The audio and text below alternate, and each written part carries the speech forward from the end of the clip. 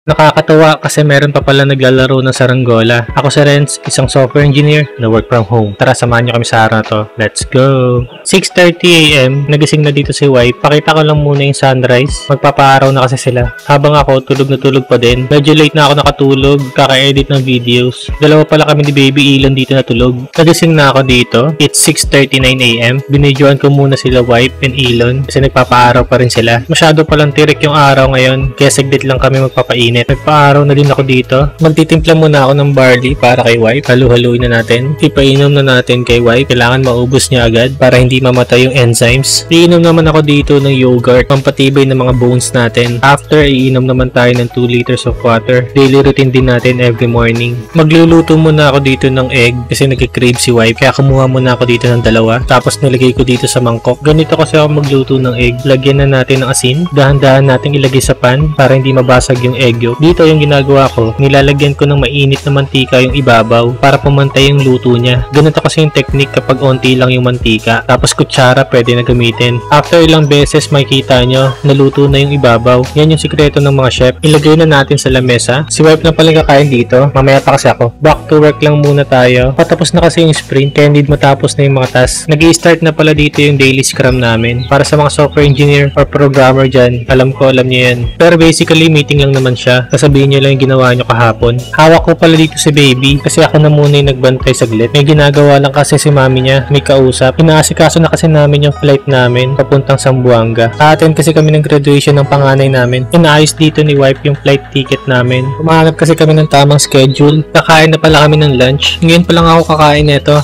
Tikman na natin ulit yung apritada ni wife. Kahit kahapon pa to, napakasarap pa rin. Tapos inumin natin tong gatas ni wife. Nilagyan ko ng yelo. Dito maglilinis muna ako. Naging bodega na kasi tong kwarto na to. Tatanggalin ko lang yung mga malalaking karton. Nilalabas ko muna yung mga malalaking gamit kasi itutupi ko sila mamaya para may tapon ko dun sa basurahan. Dumami kasi yung mga gamit namin dahil dun sa mga pinagbibili ko ng mga pang-exercise equipment. Malalaki kasi yung karton nila kasi hindi ko agad tinatapon kasi baka mamaya may defect yung equipment. Kung makikita nyo dito, tinutupi ko na sila. Hindi ko kasi sila pwedeng iwan ng buo dun sa trash bin. Magkakamulta ka kasi kaya dapat palitin mo siya para magkasya dun. Ito pala yung trash bin na sinasabi ko kaya kailangan mo siyang palitin para magkasya dyan. And hindi mo pwedeng iwan lang dyan yung basura mo kung ayaw mo mabigyan ng sulat and magmulta ng malaking pera. Buti na lang malapit lang din sa amin to. Katapat lang din ng pintuan kaya hindi ko na kailangan maglakad ng malayo. Dito mag-exercise muna ako pero yung gagawin ko dito dead hang lang. 1 minute straight ko siyang gagawin. Maganda kasi ito to strengthen your spine and also to improve your overall health. Let's start. Pinas forward ko lang dito para mabilis. Totoong nakalambitin ako dyan. Makikita nyo rin sa mukha ko. Yan, tapos na. Kung makikita nyo, done na yung timer natin. Lumabas pala ako dito para mag-kite viewing. Nakita kasi ni wife na meron saranggola na lumilipad. Kaya lumabas ako ng balcony para makita yung saranggola. Nakakatuwa lang kasi meron pa palang naglalaro nito. Dati kasi nung maliit kami, ito yung usong laro. Hindi pa kasi uso yung mga touchscreen dati. Sobrang layo niya lang pero okay naman. Ang importante nakakalabas tayo ng longga. So yun lang. Thank you for watching.